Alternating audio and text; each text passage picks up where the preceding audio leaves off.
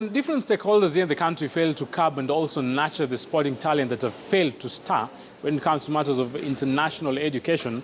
One company has come on board, and that is from Switzerland, and they're saying there is a lot of talent that needs to be curbed, and maybe they might be the football stars in the country.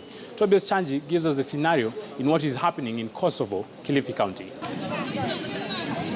A team of sponsors from Switzerland is making strides at a small village of Kosovo in Kwale County, recruiting young footballers from poor backgrounds.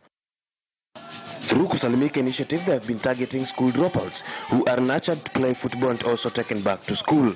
For the last 5 years, they have been able to sponsor education for 260 children, apart from establishing 2 lady teams, 2 men senior team, and 2 boys team.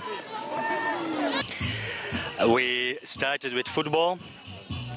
From there, we realized that in this village, there is a lot of poverty and a lot of children, they don't go to school. On this day, the sponsors have thrown a party for the various beneficiaries during their 50th year anniversary.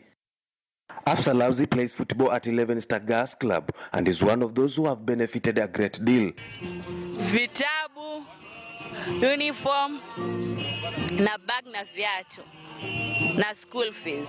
One of the managers said they are planning to buy land due to the swelling population of beneficiaries, although it has proved challenging.